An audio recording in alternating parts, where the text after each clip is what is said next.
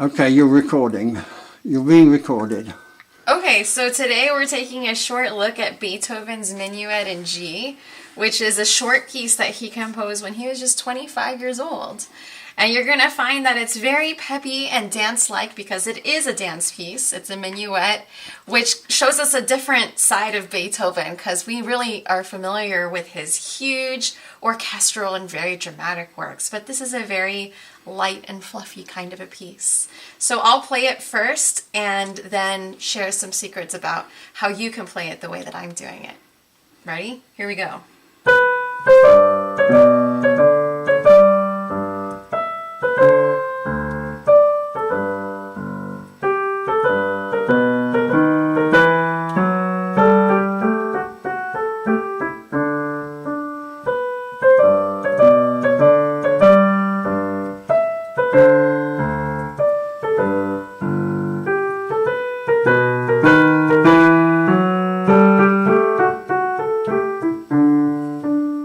Alright, so I just played through the first page of this piece, which is mostly in G major, as you might guess from the title, Minuet in G.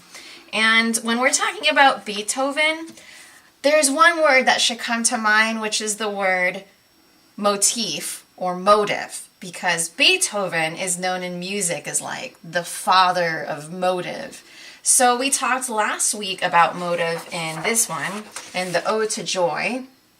And we talked about how in order to locate a motive, you want to listen for a couple of things. One thing you want to listen for is rhythm. You want to try to hear a pattern of rhythm. In Ode to Joy, the second thing you also want to hear is the pattern or contour of the melody. So flashing back to Ode to Joy, we had a contour that went up and then down and then ended with a dotted rhythm. It was back down, then stepping up, then here's the dotted rhythm, the dun, dun, dun. That rhythm recurred in the end of the first line, the end of the second line, and the end of the fourth line. So that was the motive there. Okay, so we're going to go to Minuet in G and focus on the rhythm here, which is very characteristic and which defines the motive for us. And it goes like this.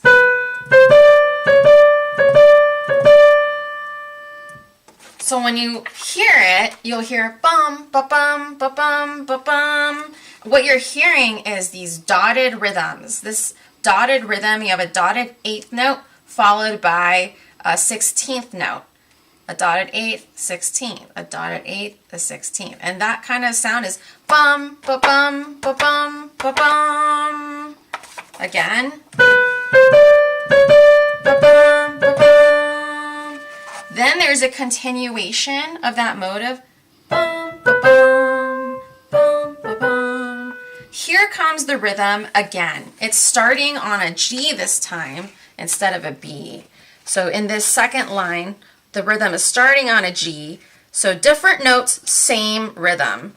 Bum, ba-bum, ba-bum, ba-bum, ba-bum.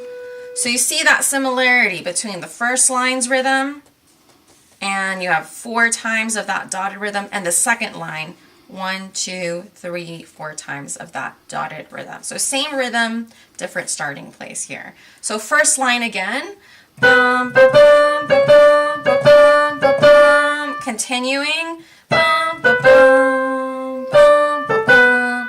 Here's our motive starting on G. Bum, ba, bum, ba, bum, ba, bum, ba, bum. And then concluding.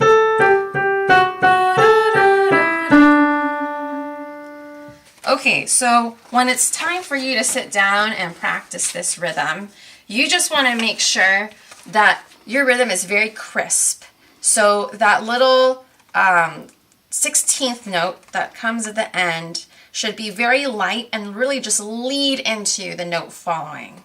So don't get stuck on this. Just keep moving forward in your rhythm. So first bar here. So you're going to want to just practice that opening 1 bar motive several times to get that flow.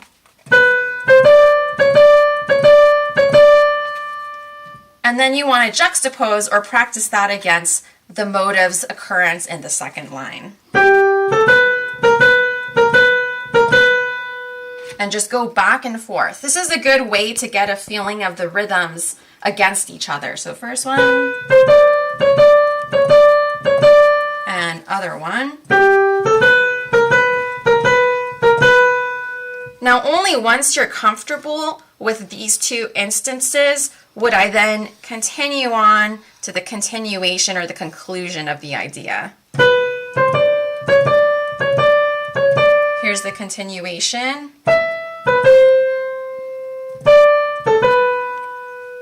In the continuation, you get one dotted and then a pause here. When you get to these half notes, you're going to want to really count out loud. Half note is 2 complete beats. 1, 2. 1, 2. Be careful not to rush on these half notes. You got to count out loud the full, complete 2 beats. 1, 2. Look at this second line. Can you find a half note in this second line? 1, 2. Here it is in the end of the line, just like it was up here in the conclusion of the first one.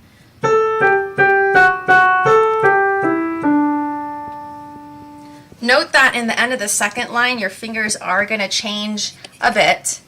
So we had a nice G major kind of pattern happening all the way through the second line.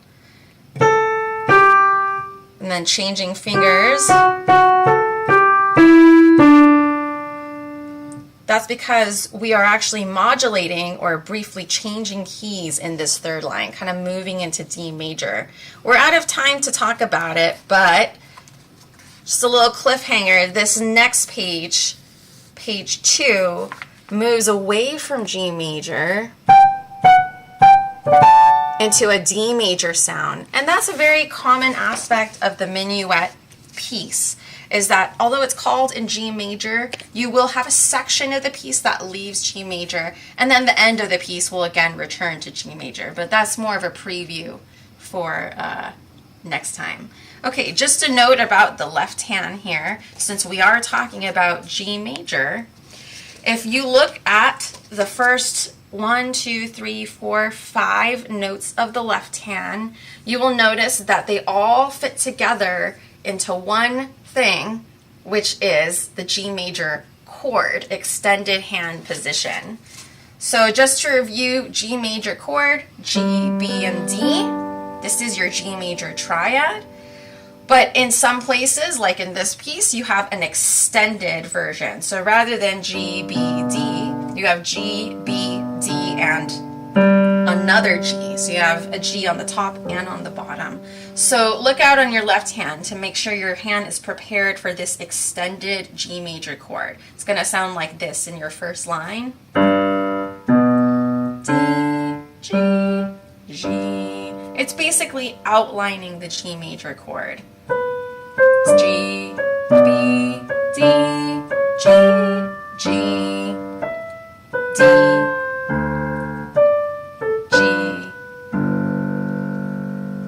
So those extended hand positions are going to really come in handy for your left hand here. In the second line, it starts out similarly with G, B, D sharp. Instead of a D that we had before, Beethoven is putting a twist and adding a sharp. G, B, D sharp, B, F sharp, G, B, A, D. So this is the point where we're going into D territory, into D major territory. So again, just to recap on what we talked about today, you want to practice the right hand looking for these dotted rhythms in line 1 and in line 2. Then you want to practice the entire first line, looking out for the places where you have a half note, because you want to count the complete 2 full beats when you get to those half notes. Same applies in the second line. And then watch out for the changing fingers starting the transition from the second to third line. This is reflecting the key changing. It's actually changing from G major into D major briefly in the end of this first page. So left hand recap, first line here, the first two bars is an extended G major hand. This is your extended G major hand. Then some octave sounds, Ds and low Gs. And then your second line of left hand is the real tricky part. You're going to have to really practice this second to third line, again, because the key is changing into D major, and there's some sharp notes getting thrown in, which are really throwing the pattern off that you would have expected from before. G, B, D sharp, E, F sharp, G, A, D. Concluding in D to reflect that key change. So hopefully that gives you some tips and things to look out for. Play it all again. We're going to play it all again. Let me play it all again so we can hear it all together. Both pages.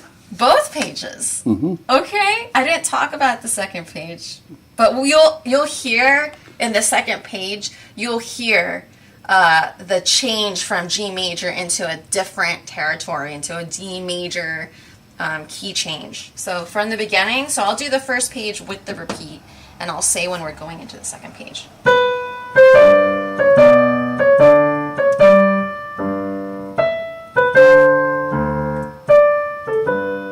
Motive again, second line.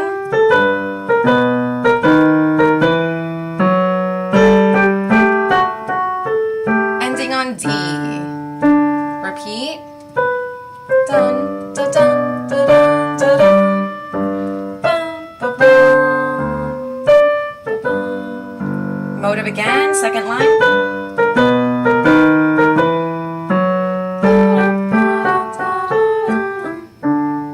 Next page.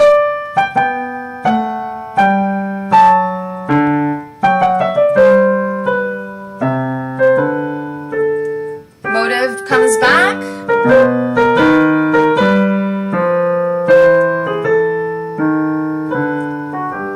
Second page again.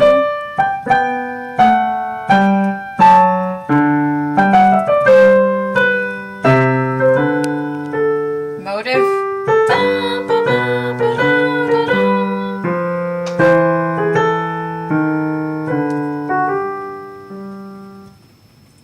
And that concludes the minuet in G. Bye-bye.